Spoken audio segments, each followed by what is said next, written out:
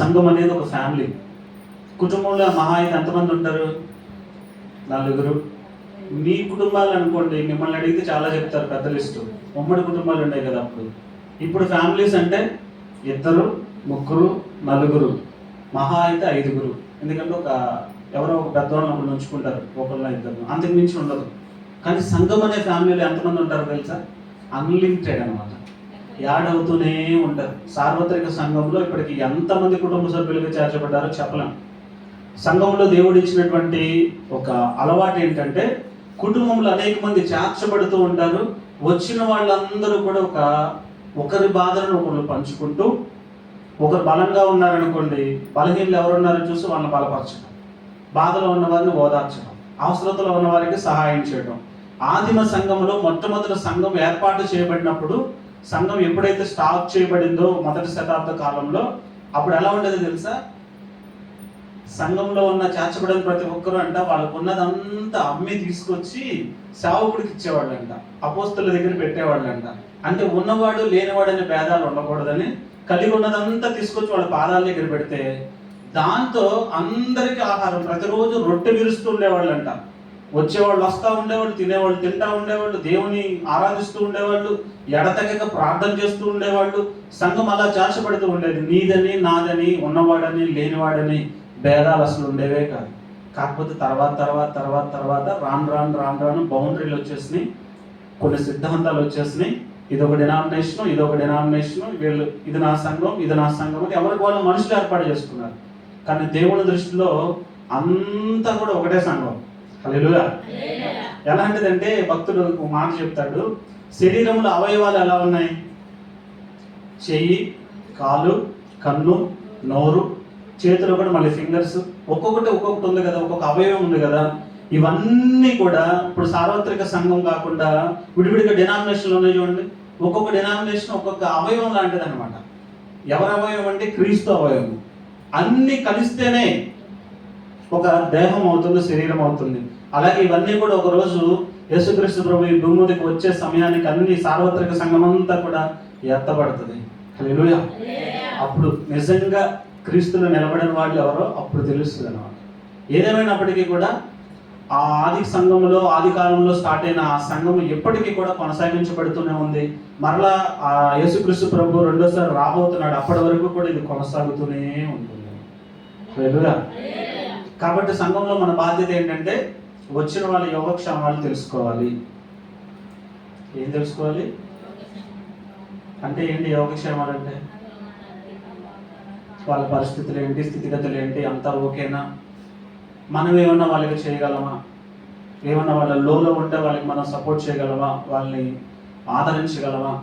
దేవుడు చూపించింది ప్రేమ, మనం కూడా చూపించాల్సింది ప్రేమే. నువ్వు ఉన్నవాడివి నేను లేనివాడిని భేదాలు ఏముండకూడదు. ఇక్కడ మనుషులు పెట్టుకున్నారు, నువ్వు ఆ కులం నువ్వు ఈ కులం అని. దేవుడి దగ్గర ఏ కులం లేదు. దేవుడు సృష్టించినప్పుడు మనుషుల కులం ఏమైనా ఉందా? వర్ణం ఏమన్నా ఉందా?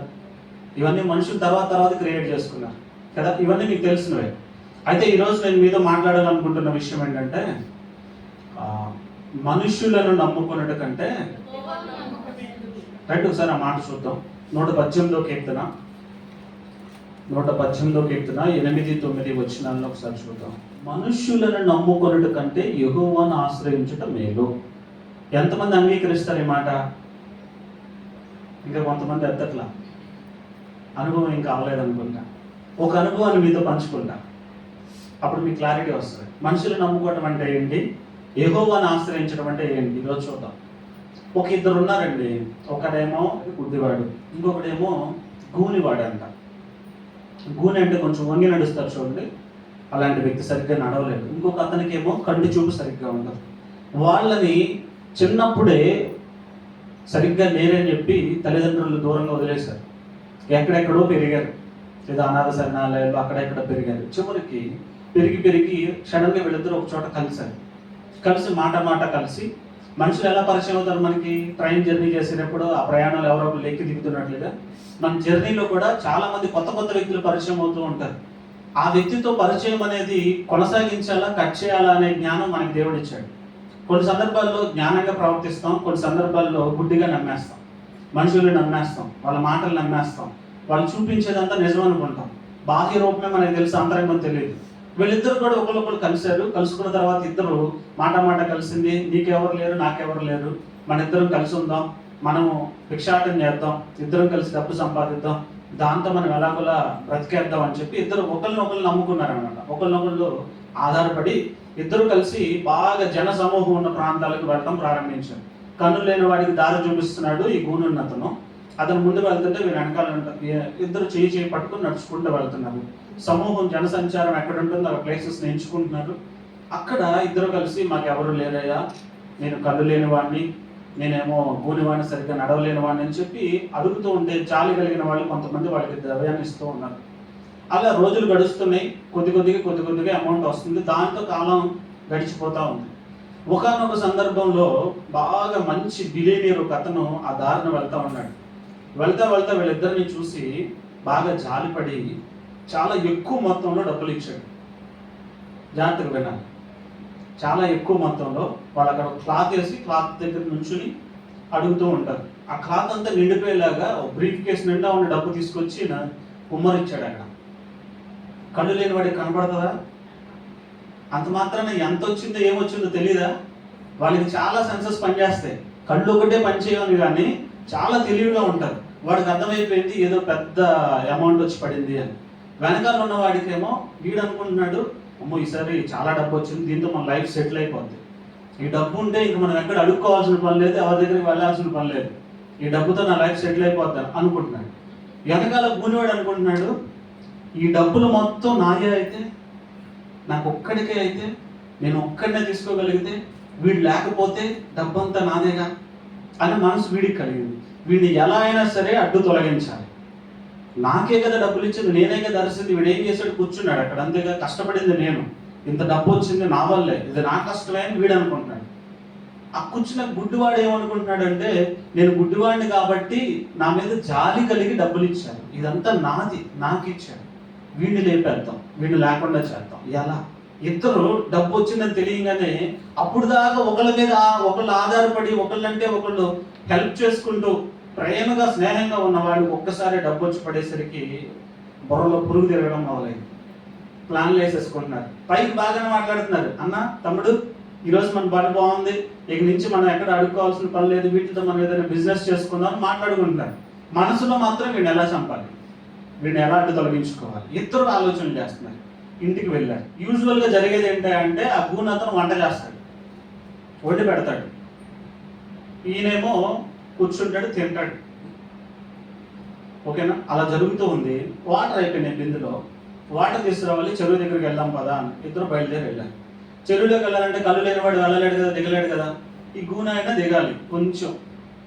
అలా వెళ్ళి వంచి ఇలా ముంచుతుంటే వెనక నుంచి ఒక తన్ను తిన్నాడు ఈ గుడ్డోడు, వెళ్ళి చెరువులో పడిపోయాడు. గూన ఆయన ఈత వేయగలరా? ఈతలేడుగా, స్విమ్మింగ్ రాదుగా. అటు ఇటు కొట్టుకుని నేలలో పడి తెచ్చిపోయాడు.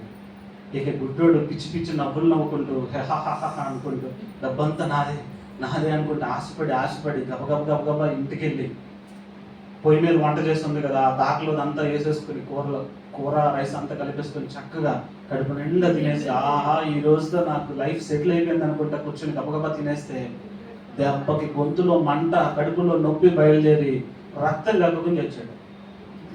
ఏం చేసాడు? వంట చేసేటప్పుడు అందులో విషం కలిపాడు. మనుషుల్ని నమ్ముకుంటే మనుషులు చివరికి ఎలా తయారవుతారు? మనిషి మనసు ఎలా ఉంటుంది, హృదయం ఎలా ఉంటుంది, ఆలోచన ఎలా ఉంటుంది? అర్థమవుతుందా మీకు? అన్నీ బాగున్నంతసేపు అందరూ బాగుంటారు. మనుషుల్ని ఎవరైతే నమ్మి ఆశ్రయించి స్నేహం చేస్తూ ఉంటారో, డబ్బు అనేది ఒకసారి ఎంటర్ అయిన తర్వాత, మనీ కానీ లేకపోతే బంగారం కానివ్వండి, ఆస్తి కానివ్వండి, ఏదైనా సరే ఎంటర్ అయిన తర్వాత హృదయంలోకి ఎంటర్ అవుతాయి. అసలు బంధాలు బంధుత్వాలు కూడా ఏముండవు. వాళ్ళకి ఆ కళ్ళు ముందు కనిపించేది ఆ డబ్బే. మృగాల్లాగా మారిపోతున్నారు. సో మనుషులు నమ్ముకుంటే ఏం మిగులుతుంది చివరికి? మీకు ఇలాంటి ఎక్స్పీరియన్స్లు ఎప్పుడైనా వచ్చినాయా? మరి ఇంత వైల్డ్ ఎక్స్పీరియన్స్ రావు, కానీ మీరు నమ్ముకున్న వాళ్ళు మిమ్మల్ని మోసగించిన సందర్భాలు చాలా ఉంటాయి. కొన్నిసార్లు మనం కన్న బిడ్డలే మనల్ని మోసం చేస్తారు. కొన్నిసార్లు మనం వివాహం చేసుకున్న మన పార్ట్నరే మనల్ని మోసం చేస్తారు, మనకు తెలీదు. ఉన్నాయా ఈ అనుభవాలు? మనిషిని గుడ్డిగా నమ్మి మనిషి మీద ఆధారపడి వాళ్ళు ఏం చెప్తే అది చేయాలి, వీళ్ళే నా జీవితం, వీళ్ళే నా సర్వస్వం అని చెప్పి వెళ్ళిపోతూ ఉంటారు కొన్ని సందర్భాలు. అలా ఉండొద్దని నేను చెప్పట్లా, వాళ్ళ కోసం మీరు కష్టపడాలి, రిలేషన్స్ ఉండాలి.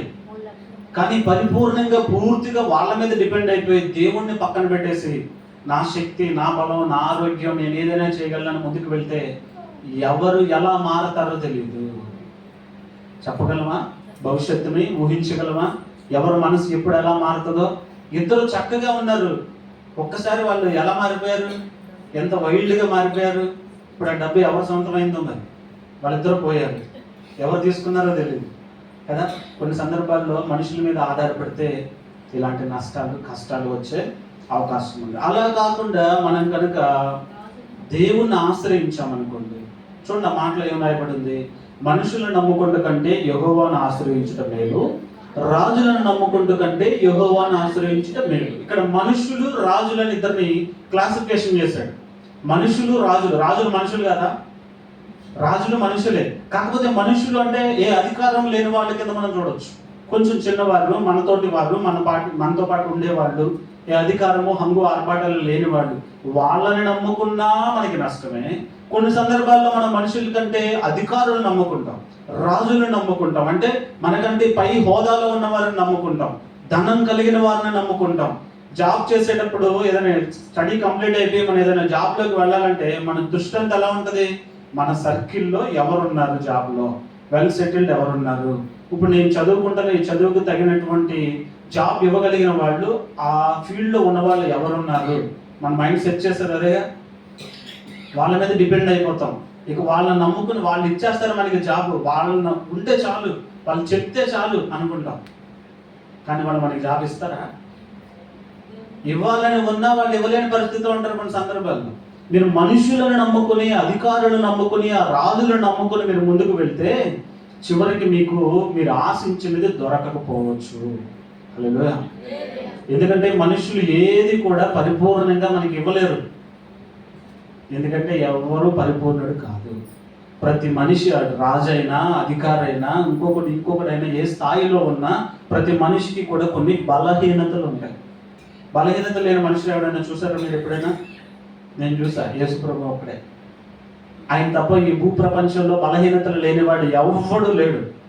కావాలంటే మీరు చూడండి, యేసుప్రభు పుట్టిన దగ్గర నుంచి పుట్టుకలోనే ప్రత్యేకత ఉంది. ఆయన భూమి మీదకి వచ్చేటప్పుడే ప్రత్యేకంగా వచ్చాడు. ఆయన పరిశుద్ధాత్మ ద్వారా కన్యక గర్భవతి అయింది.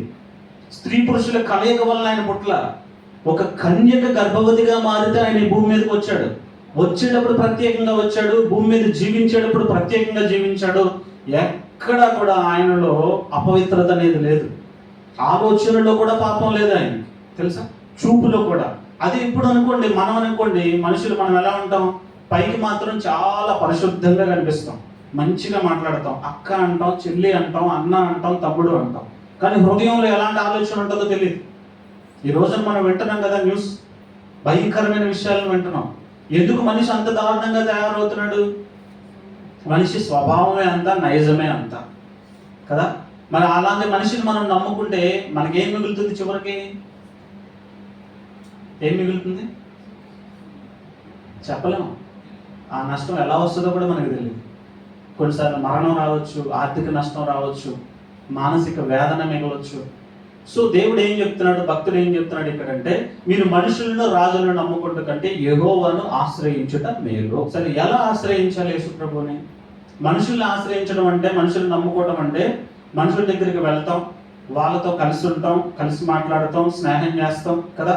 ఒకరితో మనం ఫ్రెండ్షిప్ చేస్తేనే కదా వాళ్ళతో మనం ఉండేది, దగ్గరికి వెళ్తేనే కదా, మాట్లాడితేనే కదా వాళ్ళు ఏంటో తెలిసేది, వాళ్ళతో ఉండాలా ఉండకూడదనే డిసైడ్ అయ్యేది, అంతేనా?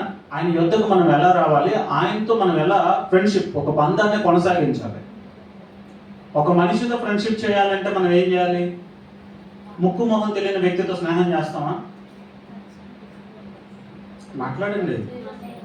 ఆ వ్యక్తి గురించి తెలిస్తేనే పరిచయం చేసుకుంటాం. ఫస్ట్ మాట మాట్లాడతాం. అంటే రోజులు గడిచే కొలది అతని గురించి మీకు తెలుస్తుంది. ఎవరితో మీరు స్నేహం చేయాలో, ఎవరిని మీరు ఆశ్రయించాలో వాళ్ళ గురించిన పరిపూర్ణమైన అవగాహన మీకు కావాలి. అవగాహన లేకుండా ఎవరో చెప్పారని చెప్పి స్నేహం చేయం మనం. ఏదో తాత్కాలికంగా మాట్లాడి పక్కకు వస్తాం. ఇప్పుడు ఇక్కడ నేనున్నాను, యేసు ప్రభు గొప్ప దేవుడు, ఆయన చాలా చాలా మంచివాడు, ఎన్నో అద్భుతాలు చేస్తాడు, మీ జీవితాన్ని మార్చేస్తాడని నేను చెప్పినంత మాత్రాన మీకు 100% నమ్మకం కలగదు. నేను ఎవరో చెప్పారని చెప్పి ఆయన దగ్గరికి వచ్చేసి ఆయన పట్టుకోలే. నేను ఆయన్ని అనుభవించా, ఆయనతో సహవాసం చేశాను, ఆయన దగ్గరికి వచ్చి ఆయన గురించి తెలుసుకుంటున్నా. స్టిల్ టుడే నేర్చుకుంటున్నా. అదొక సముద్రం లాంటిది. ఆయన గురించి తెలియాలంటే అది అనంతమైనది. తెలుసుకోవడానికి ఇష్టపడాలి, స్నేహం చేయాలి, ఆయన ఆశ్రయించాలంటే ఫస్ట్ స్టెప్ ఏంటంటే మీరు ఆయన గురించి తెలుసుకోవడం ప్రారంభించాలి. హల్లెలూయా. ఆయన ఆశ్రయించాలి అంటే ఆయన యొద్దకు మొదటగా రావాలి. మొదటి అడుగు మీరు వేయాలి. ఆయన వద్దకు మీరు ఆల్రెడీ వచ్చారు, మొదటి అడుగు మీరు వేశారు. వచ్చిన తర్వాత ఆయన గురించి మీరు తెలుసుకోవటం ప్రారంభించాలి. ఎలా తెలుసుకుంటాం ఆయన గురించి? ఒక వ్యక్తి గురించి మీరు ఎలా తెలుసుకుంటారు? ఆ వ్యక్తితో మాట్లాడితేనే తెలిసేది. మీరన్నా మాట్లాడాలి, ఎవరన్నా వ్యక్తి గురించి చెప్పాలి, మీరు వినాలి. అంటే వినటం వల్ల విశ్వాసం వస్తుంది. మీరు వినాలి, మాట్లాడాలి. రెండు విషయాలు ఉన్నాయి ఇక్కడ. ఒకటి వినటం, రెండోది మాట్లాడటం. మొదట మీరు విన్నారు, వచ్చారు, వింటున్నారు. నాలాంటి సేవకుడు నిలబడి చెప్తున్నప్పుడు వింటున్నారు. వినే స్థాయిలోనే ఉంటే, నేను చెప్పే ఒక వ్యక్తి గురించి తెలుసుకోవాలంటే ఆ వ్యక్తి గురించి ఇంకో వ్యక్తి చెప్తుంటే మీరు వింటున్నారు అంటే ఆ జాగ్రత్తగా వినండి. మీ అంతటా మీరు ఆ వ్యక్తితో పరిచయం చేసి తెలుసుకునేది వేరు, ఒక థర్డ్ పర్సన్ వచ్చి ఆ వ్యక్తి గురించి మీకు చెప్పేటప్పుడు మీరు వినేది వేరు. మీరు అనుభవపూర్వకంగా తెలుసుకునేది చాలా స్ట్రాంగ్గా ఉంటుంది. థర్డ్ పర్సన్ చెప్పేటప్పుడు మీకు అంత నమ్మకం కలగదు. అవునా కాదా? మీరు దేవుని దగ్గరికి వచ్చారు, వింటున్నారు, నేను చెప్పేది వింటున్నారు, మంచిదే. ఈ వినటంతో పాటుగా మీరు ఏం చేయాలంటే ఆయనతో మాట్లాడటం ప్రారంభించాలి. ఎలా మాట్లాడతాం దేవుడితో? దానికి బైబిల్ పరిభాషలో ఉన్న మాట ఏంటంటే ప్రార్థన అంటాం. ఏంటది? ప్రార్థన అంటే దేవునితో మనం మాట్లాడటం. ప్రార్థన అంటే వేరే ఏదో కాదు, ఒక మనిషితో మాట్లాడినట్టు దేవుడితో మీరు మాట్లాడటం. ఆ ప్రార్థనలో ఇంకా చాలా రకాలు ఉన్నాయి. అంటే మీరు మాట్లాడే విధానంలో చాలా రకాలు ఉన్నాయి. మీ బాధలు ఆయనకి చెప్తారు, మీ సమస్యలు ఆయనకి చెప్తారు, నాకు సమాధానం కావాలి అంటారు, నాకు ఇది కావాలి, నేను ఏం చేయాలి. బాధలు లేని వాళ్ళు ఎవరైనా ఉన్నారమ్మా? సమస్యలు లేని వాళ్ళు ఎవరైనా ఉన్నారా? అందరికీ ఏదో ఒక సమస్య ఉంటుంది. మన సమస్యకు సమాధానం దేవుడి దగ్గర దొరుకుతుంది. ఆయనతో మీరు మాట్లాడటం ప్రారంభిస్తే, మీరు ఆయనకి ప్రార్థన చేయడం ప్రారంభిస్తే ఆయన మీ ప్రతి ప్రార్థనకు కూడా సమాధానం ఇస్తాడు. హల్లెలూయా. ఆయనతో సహవాసం చేయాలి, అంటే స్నేహం చేయాలి, ఫ్రెండ్షిప్ చేయాలి. విన్నారు, వచ్చారు, వింటున్నారు, వింటంతో పాటు ఆయనతో మాట్లాడాలి. నా మాటలతో పాటు దేవుడు కూడా మీతో మాట్లాడుతున్నప్పుడు ఆ మాటను మీరు వినగలగాలి. మీరు ప్రార్థన చేసినప్పుడే ఆయన మాటను మీరు వినగలుగుతారు. ప్రార్థన అనేది పరిచయాన్ని పెంచుతుంది. ప్రార్థన అనేది మన జీవితాన్ని సిద్ధపరుస్తుంది. ప్రార్థన అనేది ఏం చేస్తుందంటే మనలో సంతోషాన్ని కలిగిస్తుంది. హల్లెలూయా. క్రైస్తవ జీవితంలో ప్రార్థన ఎంత ప్రాముఖ్యమైందంటే, ఊపిరి పీల్చుకోవడం మనకి ఎంత ప్రాముఖ్యం. ఒక్క సెకండ్ అన్నా ఊపిరి ఆపేస్తామా? ఊపిరి పీల్చడం ఆపి ఉండగలమా? సెకండ్ ఉంటాంలే, ఎన్నో నిమిషాలు ఉండగలం, అంతకు మించి ఉండలేం కదా. అలాగే ప్రార్థన కూడా మనం మానేసాం అనుకోండి, శరీరం మాత్రం ఊపిరి పీల్చుకోకపోతే ప్రాణం పోతుంది. ప్రార్థన ఆపేస్తే ఆత్మీయంగా ప్రాణం పోతుంది. అంటే ఆత్మలో చనిపోయిన స్థితిలో ఉంటాం. బ్రతికున్న వాడికి చనిపోయిన వాడికి వ్యత్యాసం చెప్పండి నాకు. బ్రతికున్న వాడికి నొప్పి తెలుస్తుంది, గిచ్చితే తెలుస్తుంది, కొరికితే తెలుస్తుంది, ఒక మాట అంటే బాధ వస్తుంది, సంతోషం ఉంటుంది, ఫీలింగ్స్ ఉంటాయి బ్రతికున్న వాడికి. చనిపోయిన వాడికి ఏమైనా ఫీలింగ్స్ ఉంటాయా? కొట్టినా, గిల్లినా, పొడిచినా ఏం ఉండదు కదా, వాడికి చలనం ఉండదు కదా. ఆత్మీయంగా చనిపోయిన వాడికి కూడా ఏ చలనం ఉండదు.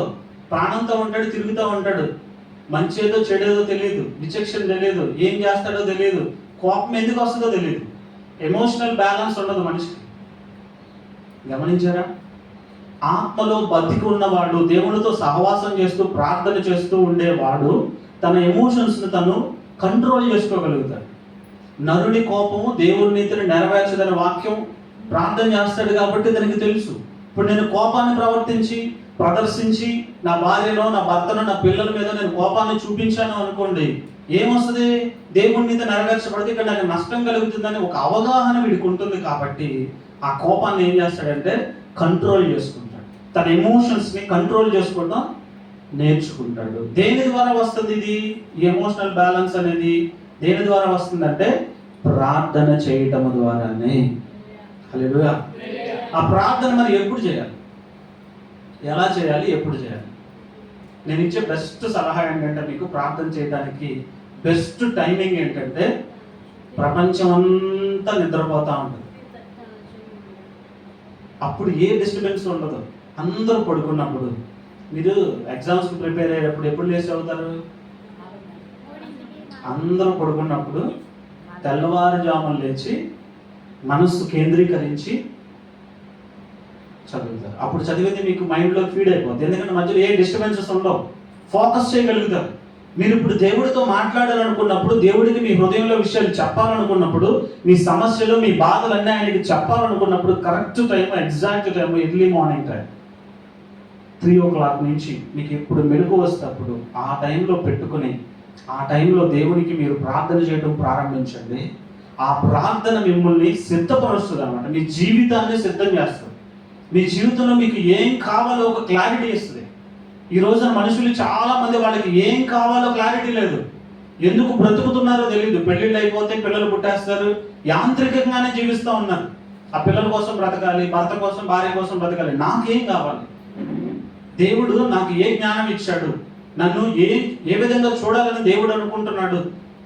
ఏంటి నా లైఫ్ ఏంటి, నేనేంటి అనేటువంటి ఒక విచక్షణ లేకుండా అయిపోతుంది చాలా మందికి. అవునా కాదా?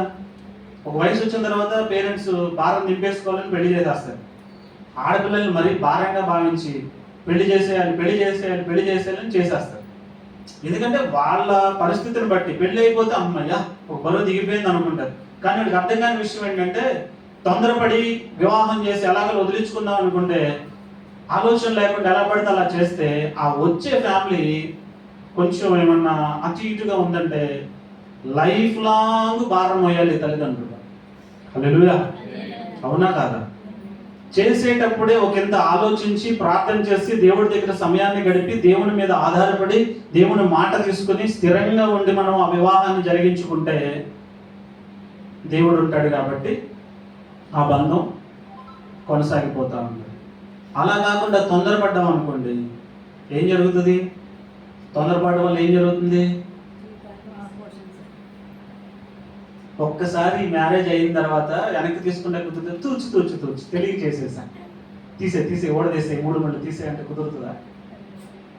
వన్స్ బంధం ఒకసారి ఏర్పాటు చేయబడిన తర్వాత ఏమైనా సరే కొనసాగాల్సిందే కదా. అందుకని మన జీవితాన్ని డిసైడ్ చేసే ఫ్యాక్టర్స్ని దేవుడి దగ్గర ప్రార్థన చేసి ఎర్లీ మార్నింగ్ టైంలో మీరు ప్రార్థన చేస్తే సిద్ధపాటు అన్నమాట. దేవుడు జీవితాన్ని సిద్ధం చేస్తాడు. దేవుడు మాట్లాడటం ప్రారంభిస్తాడు. దేవుడు మాట్లాడుతూ ఉంటే మనం ఆయన్ని ఆశ్రయించాలో వద్దో మనకు తెలుస్తుంది. ఆయన ఏంటో మనకు తెలుస్తుంది. ఒక వ్యక్తి మాట్లాడితేనే వాళ్ళు ఏంటో మనకు తెలుస్తుంది. మాట్లాడినంతకాలం, దూరంగా చూస్తున్నంతకాలం కొంతమంది ఎలా ఉంటారు? గంభీరంగా కనబడతారు. దగ్గరికి వెళ్ళి మాట్లాడితే చిన్నపిల్లల మనసు ఉంటుందండి. కొంతమంది చూడటానికి పిల్లల్లాగా ఉంటారు. దగ్గరికి వెళ్ళి మాట్లాడితే అసలు ఛాన్స్ ఇవ్వరు, చాలా స్ట్రిక్ట్గా ఉంటారు. చూసేది వేరు, దగ్గరికి వెళ్ళి మాట్లాడిన తర్వాత వేరు. మీరు దేవుడి దగ్గరికి వచ్చారు, మరి దేవుడు ఏంటో మీకు తెలియాలంటే మీరు మాట్లాడాలి. ఆ మాట్లాడటానికి ప్రత్యేకంగా నేను చెప్పేది ఆ సమయం ఏంటంటే ఎర్లీ మార్నింగ్ టైం 3 o'clock నుంచి 6 లోపు మీకు ఎప్పుడు మెలకు వస్తే అప్పుడు, లేదా టైం పెట్టుకుని ఆ టైంలో మీరు ప్రార్థన చేయడం ప్రారంభించండి. అలా ప్రార్థన చేస్తే ఉదయకాల ప్రార్థన వల్ల మీకు ఉపయోగాలు ఏంటంటే, ఫస్ట్ ఏంటంటే సిద్ధపాటు జీవితం. అంటే సిద్ధపాటు చేస్తాడు దేవుడు, సిద్ధం చేస్తాడు మీకు కావాల్సిన వాటిని. నెక్స్ట్ సంతోషం కావాలని ఆశ ఉంటుంది. నాకు సంతోషం వద్దన్నోడు ఉంటే చేయొద్దండి. అందరికి కావాలి సంతోషం. ఒకసారి చూద్దామండి 90వ కీర్తన 14వ వచనం. మనము దేవుని సన్నిధిలో వేకువజామున లేచి ఆయనకు ప్రార్థన చేసే విధానం ఏంటంటే, ఏమని ప్రార్థన చేయాలి, ఎలా ప్రార్థన చేయాలి? నాకు ప్రార్థన చేయడం రాదండి, ప్రార్థన అంటే ఏంటో నాకు తెలియదని మీరు అనుకుంటుంటే ఒకవేళ ఇది ఇలా ప్రార్థన చేయాలంట. ఉదయమని నీ కృపతో మమ్మల్ని తృప్తిపరచు దేవా. యేసయ్యా, ఈ రోజు నాకు ఇచ్చావు, నీకు వందనాలయ్యా. మరొక రోజు నేను చూడటానికి నాకు అవకాశం ఇచ్చావు, నీకు స్తోత్రాలు దేవా. నీ కృపతో నన్ను నింపవా, నీ కృప నాకు ఇవ్వా ప్రభువా, కృపతో నన్ను తృప్తిపరచవా దేవా అని మనం ఆయన అడిగితే అంట ఆ దినమంతా ఉత్సహించి సంతోషిస్తామంట. హల్లెలూయా. రేయి మొదటి జామున లేచి మొదటి గడియ నువ్వు దేవుని పాదాల దగ్గర సమయాన్ని గడిపితే, ఆయనతో నువ్వు మాట్లాడితే, ఆయన కృప నీకు అనుగ్రహిస్తే ఆ రోజంతా కూడా సంతోషమే. ఎంత సంతోషం ఉంటుందంటే, ఎవరైనా వచ్చి నేను తిట్టినా కానీ నీకు సంతోషంగానే ఉంటుంది. ఆ తిట్లు నీ హృదయంలోనికి రావు. వాళ్ళు నీ మీద రాళ్ళు విసురుతున్నా కూడా అది నీకు పూల పాన్పులాగా ఒక దండ వేస్తున్నట్టుగా ఉంటుంది. తెలుసా? ఈ అనుభవం ఎప్పుడైనా మీకు అయిందా? అవ్వకపోతే ప్రయత్నం చేయండి. దేవుని కృప మన మీద ఉంటే ఎదుటివాడు పలికే పరుషమైన పదజాలము, ఆ పరుషమైన మాటలు కూడా మనకి వినసొంపుగా ఉంటాయి.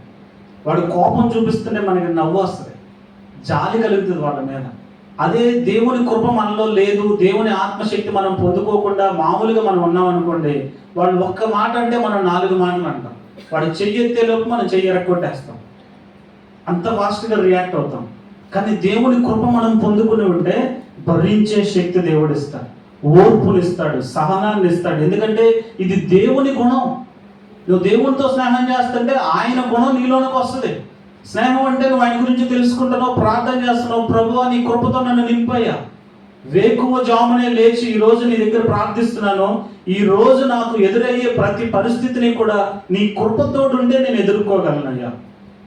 నేను మనుషుల్ని ఆశ్రయించట్లా, మనుషులను నమ్ముకోట్లా, నిన్ను ఆశ్రయిస్తున్నాను, నీ కృపను ఆశ్రయిస్తున్నాను, నీవే నాకు తోడుగా ఉండు.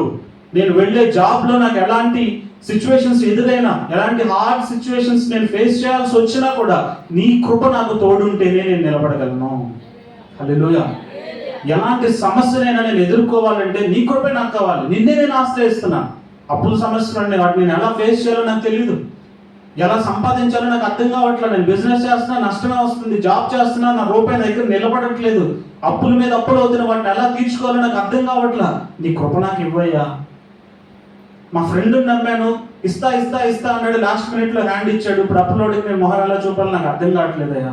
నిన్ను నమ్ముతున్నానయ్యా, నిన్ను ఆశ్రయిస్తున్నానయ్యా, నాకు సహాయం చేస్తావా, నూతన మార్గాన్ని తెరుస్తావా, డబ్బు దొరికే మార్గాన్ని చూపిస్తావా అని నువ్వు కనుక ఆయన దగ్గర మొరపెడితే, ఆయనతో నువ్వు మాట్లాడితే, తండ్రి తన బిడ్డ కోరుకుంటే కోరిక తీర్చకుండా ఉంటాడా? మీ పిల్లలు మిమ్మల్ని అడిగితే మీరు తల తాకట్టు పెట్టైనా పిల్లలు కావాల్సిన ఇస్తారా, ఇవ్వరా? తండ్రి అయిన దేవుని యొద్ద మీరు ఆయన పాదాల దగ్గర ఉదయకాలమే లేచి మీ మనస్సును నిలిపి ఆయన దగ్గర కనుక మీరు అడిగితే, నీ కృప నాకు ఇస్తావా దేవా అని నువ్వు ప్రార్థన చేస్తే తప్పకుండా ఆయన నీ ప్రార్థన ఆలకిస్తాడు. హల్లెలూయా. మనుషులకు అసాధ్యమే కావచ్చు, దేవునికి అసాధ్యమైనది ఏదీ లేదు. అయితే ఇక్కడ నువ్వు నీ హృదయం అంతటితో మనస్ఫూర్తిగా ఆయన మీద ఆధారపడి అడగాలి, ఆయన్ని ఆశ్రయించాలి. ఇది ఆయన ఆశ్రయించడం అంటే, ఆయన మీద ఆధారపడటం అంటే. మీరు అన్ని ప్రయత్నాలు చేసేసి ఎక్కడ దొరక్క, ఎక్కడ అవ్వక, అప్పుడు దేవుడి దగ్గరికి వచ్చే, దేవా, మన అలవాటు అదే కదా, మొట్టమొదటి దేవుడి దగ్గరికి వెళ్ళాం. అసలు సృష్టికర్త అయిన దేవుడే మనకు తండ్రిగా ఉంటే, నోటి మాట చేత సృష్టిని అంతా కలగజేసిన దేవుడే మనకు తండ్రిగా ఉంటే, ఆయన దగ్గరికి వెళ్ళి అడిగితే ఆయన ఇస్తాడు. ఎందుకంటే మనం నమ్మలేము, కంటికి కనిపించవు దేవుడి కార్యాలు. దేవుడు కూడా కళ్ళ ముందు కనిపించడు కాబట్టి మనం ఆయన వైపు తిరగం. మన కళ్ళ ముందు కనిపించే మన ఫ్రెండ్స్, కొంచెం డబ్బు ఉన్న వ్యక్తులు ఎవరు, సహాయం చేయగలిగిన వాళ్ళు ఎవరు, వాళ్ళు కనిపిస్తారు మనకి. వాళ్ళ దగ్గరికి వెళ్తాం, వాళ్ళని అప్రోచ్ అవుతాం, వాళ్ళకి ఫోన్లు చేస్తాం, వాళ్ళకి మెసేజ్లు చేస్తాం, వేరే ఎవరి ద్వారా చెప్పిస్తే వాళ్ళు పని చేస్తారు. ఈ ఎమ్మెల్యేతో చెప్పించాలా, ఎంపీతో చెప్పించాలా, షూరిటీ పెట్టేస్తాం, అది ఇది అన్ని ప్రయత్నాలు చేస్తాం.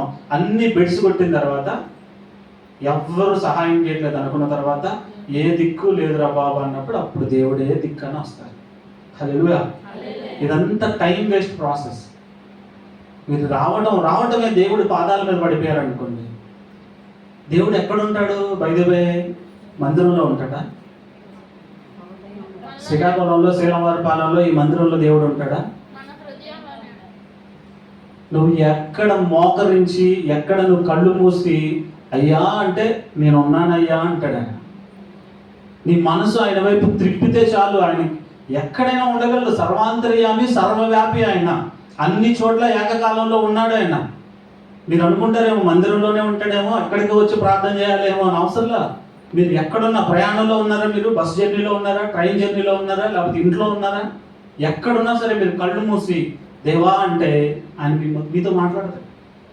అక్కడే ఉంటాడు. వాక్యం కూడా చెప్తుంది, ఎక్కడ 2-3 కూడి ఆయన నామంలో ప్రార్థన చేస్తే అక్కడ నేను ఉంటాను అంటాడు. అందుకే కుటుంబ ప్రార్థన, ఈ ప్రార్థన అనేది ఉదయాన్నే వేకువజామున లేచి మీరు ప్రార్థన చేస్తారు కదా, మీ ఫ్యామిలీ అంతా లేచారనుకోండి, దేవుని సన్నిధి దిగి వస్తుంది అంతే. హల్లెలూయా. దేవుడు మీ మధ్యలోకి వస్తాడు. ఎందుకని మనం దేవునితో సహవాసం చేయలేకపోతున్నాము అంటే కారణం ఏంటంటే ప్రార్థన జీవితం మన జీవితంలో నుంచి పక్కకు వెళ్ళిపోయింది. ప్రార్థనకి ఇంపార్టెన్స్ ఇవ్వట్లా, దేవునితో సమయాన్ని గడపడానికి ఇంపార్టెన్స్ ఇవ్వట్లా. ఏదో మమ అన్నట్లుగా వెళ్ళేటప్పుడు అయ్యా, తినేటప్పుడు అయ్యా ఆమెన్ తిన్నాం, వెళ్ళేటప్పుడు అయ్యా కాపాడు ఆమెన్ వెళ్ళాం, వచ్చేస్తాం అయ్యా మేము వచ్చేస్తాం ఇంటికి పడుకుంటున్నాం అయ్యా bye bye amen, hi bye amen. ఇయే మనం చేసే ప్రార్థనలు. అది కాదు. వేకువజామునే నువ్వు లేచి, ఇక్కడ వాక్యం ఏం చెప్తుంది? ఉదయం నీ కృపతో మమ్మల్ని తృప్తిపరచుము, అప్పుడు మేము మా దినములన్నీ ఉత్సహించి సంతోషించదము. హల్లెలూయా. సంతోషం కావాలా నీకు? నిజంగా నిజమైన సంతోషం దేవునిలోనే ఉంది. దేవుని సన్నిధిని అనుభవిస్తేనే. ఇందాక ఆ ఇద్దరు డబ్బుల మీద ఆధారపడితే డబ్బు చూస్తే సంతోషం వచ్చింది వాళ్ళకి, తాత్కాలికమే. అమ్మో డబ్బు, ఇక మా జీవితం సెటిల్ అయిపోయింది అనుకున్నారు. కానీ లోపల ఏం పుట్టింది? దురాశ వచ్చేసి, దురాశ ఏం చేసింది? ప్రాణాలు తీసి వీళ్ళ ప్రాణాలు పోయేలా చేస్తుంది. కానీ దేవుణ్ణి ఆశ్రయిస్తే, దేవుడు కృప నీలోనికి వస్తే, ఆ కృప నిన్నంట సంతోషంతో నింపుతుందంట. ఆ దినములన్నీ కూడా ఉత్సహించి సంతోషించి కృపను దేవుడు నీకు ఇస్తాడంట. పెందలగానే లేచి ఇంకా చీకటి ఉండగానే బయలుదేరి యేసు ప్రభు కూడా ఉదయాన్నే లేచి ప్రార్థన చేశాడమ్మా. మార్కు సువార్త తీయండి, ఆ మాట చూసి ముగిస్తాను. మార్కు సువార్త 1వ అధ్యాయం 35వ వచనం. ఇప్పుడు మనం కూడా పెందలగడ్డ లేచి ఇక్కడ అరణ్యం ఎక్కడ ఉందో ఎత్తుక్కుని అడవిలోకి వెళ్ళి ప్రార్థన చేయాలా? ఉదయాన్నే లేచి ప్రార్థన చేయాలి. అరణ్యం అంటే ఎవ్వరు ఉండరు అక్కడ. ఉదయాన్నే కూడా అందరూ పడుకుని ఉంటారు. అరణ్యం లాగానే ఉంటుంది అది. ఎందుకంటే మన వాళ్ళు ఇప్పుడు మొబైల్ వచ్చిన తర్వాత వీళ్ళు పడుకునేసరికి 2 అవుతుంది, 3 అవుతుంది. అప్పుడే నిద్రలోకి వెళ్తారు, డీప్ స్లీప్లోకి వెళ్తారు వాళ్ళంతా. అప్పుడు మీరు లేచి ప్రార్థన చేస్తున్నారు అనుకో, ఎలా ఉంటుంది?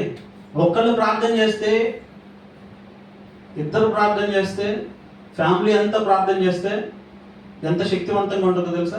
భార్య భర్తలు ఎస్పెషల్లీ కుటుంబ ప్రార్థన అవసరం. ఉదయాన్నే లేచి భార్యాభర్త ఇద్దరు మోకరించి చేయి పట్టుకొని మీరు ప్రార్థన చేయడం ప్రారంభించండి. మీరు ఇక్కడ దేన్ని బిగిస్తే దేవుడు పరలోకంలో దాన్ని బిగిస్తాడు. మీరు ఇక్కడ దేన్ని విడుదల చేస్తే దేవుడు దాన్ని విడుదల చేస్తాడు. చేతులారా మనం ఏం చేస్తున్నామంటే మన జీవితాన్ని మనమే కష్టమయం చేసుకుంటున్నాం, సంతోషాన్ని మనమే దూరం చేసుకుంటున్నాం. సంతోషం దేనిలో వెతుక్కుంటున్నాం అంటే శరీర సంబంధమైన వాటి మీద వెతుక్కుంటున్నాం. కొంతమంది సంతోషం టీవీ సీరియల్లో ఉంటుంది, కొంతమంది సంతోషం మొబైల్ ఫోన్లో ఉంటుంది, కొంతమంది సంతోషం ముచ్చట్లు చెప్తే ఉంటుంది. ముసలమ్మ ముచ్చట్లు అంటాడు, కూర్చుని ముచ్చట్లు చెప్పాలి. ఆ అక్కట్ట, ఈ చెల్లెట్ట, ఈ తాతట్ట, ఆ బాబట్ల ఏమైందో చూసావా, ఎట్లాంటి పని చేశారు, అది ఇది ఇది అది అన్నీ పోసుకుంటారు కూర్చుని. పోసుకోలు కబుర్లన్నీ చెప్పుకుంటారు వాళ్ళు కూర్చుని. ఊర్లో ఎవరు ఎక్కడున్నారు, ఏం చేస్తున్నారు, వాళ్ళ పిల్లలు ఎక్కడికి వెళ్ళారు, వెళ్ళిన పిల్లలు అక్కడ ఏం చేస్తున్నారు, వాళ్ళు ఎలాంటి రిలేషన్లో ఉన్నారు అన్నీ వెళ్ళి చెప్తారు ఇక్కడ కూర్చుని. దానివల్ల ఏంటి ఉపయోగం? బీపీలు పెరిగి షుగర్లు వచ్చి అన్నీ ఉన్నా తినడానికి దిక్కు లేక, పిల్లలు ఉన్నా వాళ్ళు పట్టించుకోవడానికి అవకాశం లేక, వాళ్ళ జీవితాన్ని వాళ్ళు కొనసాగించడానికి ఎక్కడికో జాబులకు వెళ్ళిపోతే ఇక్కడ ఉండి మనం కూర్చుని అరుగుల మీద కూర్చుని ఏం మాట్లాడుకుంటాం? నీ కొడుకెట్ట, నా కొడుకెట్ట, ఇదే నా అక్కయ్య, ఆడ అసలు రానే రాలేదు అక్కయ్య పండగ కూడా, ఈ మాటలేగా మనం మాట్లాడుకునేది. వాటి వల్ల ఏంటి ఉపయోగం? అదే దేవుని సన్నిధిలో నువ్వు కూర్చుని మోకరించి నీ కొడుకు గురించో కూతురు గురించో ప్రార్థన చేయి. నీ మీద మనసు కలిగి నిన్ను చూడాలని పరుగున వస్తాడు. నా తల్లి ఏమైపోయిందో, నా తండ్రి ఏమైపోయాడో, ఏం చేస్తున్నారో వాళ్ళని చూడాలి అని ఎంత బిజీగా ఉన్నా కూడా టైంను సెట్ చేసుకుని మరి వచ్చి వెళ్తాడు. ఆ మనసు కలిగించే దేవుడు.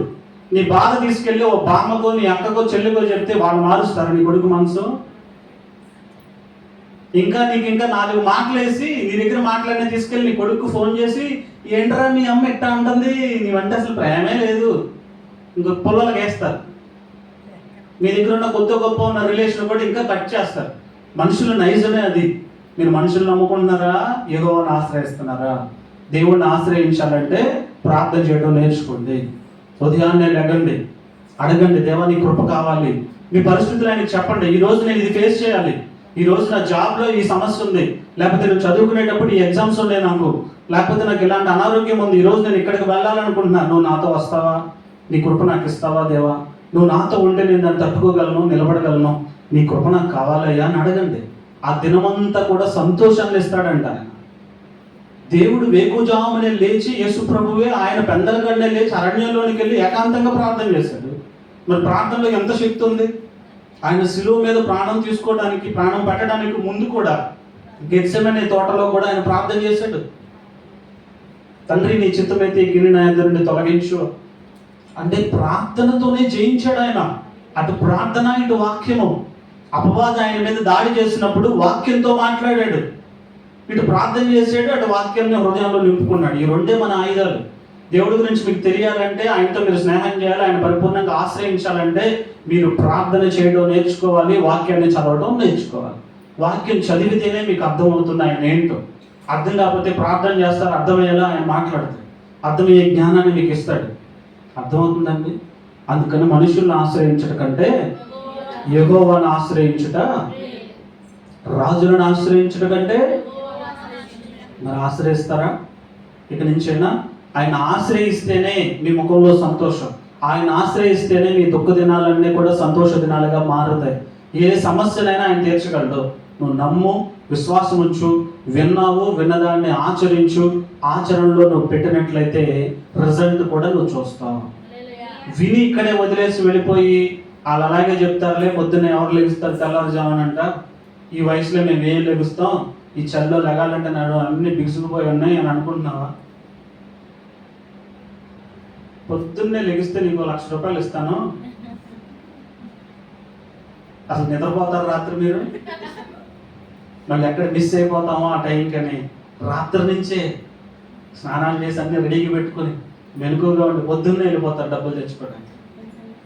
డబ్బులు కాదు, అంతకు మించిన సంతోషం ఇస్తానంటాడు ఈయన. లెగండి, ఎర్లీ మార్నింగ్ లెగండి, చక్కగా ప్రార్థన చేసుకోండి.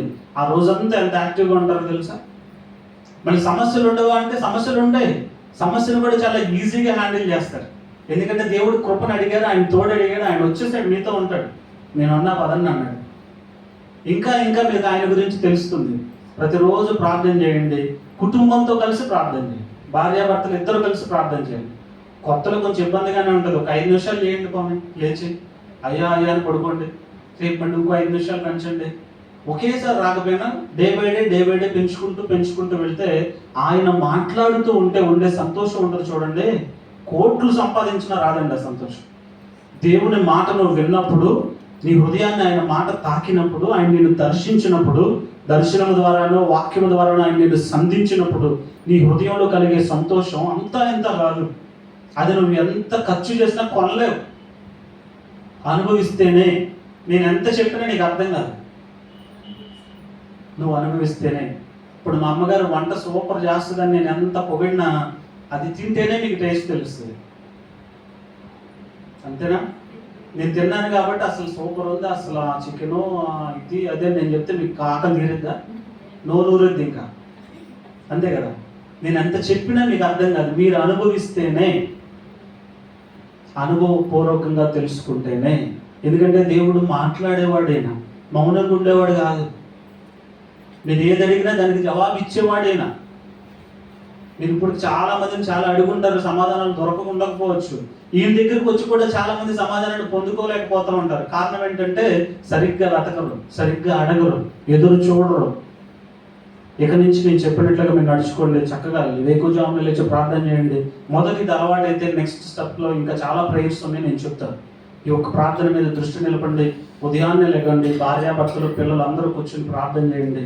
ఈ రోజంతా మాతో ఉండయ్యా, మాకు సహాయం చేయని అడగండి. ఆయన గురించి ఇంకా తెలుసుకోవాలని ఆశతో అడగండి. ఆయన మీ అవసరాలు తీరుస్తాడు. ఆయన ఏమై ఉన్నాడో మీకు తెలియజేస్తాడు. తెలిసిన కొలది ఇంకా క్లోజ్ అవుతారు తప్ప దూరంగా వెళ్ళే ఆస్కారం ఉండదు. హల్లెలూయా. సో మనుషుల్ని ఆశ్రయించడం కంటే, నమ్ముకుంట కంటే యెహోవాను ఆశ్రయించుట మేలు.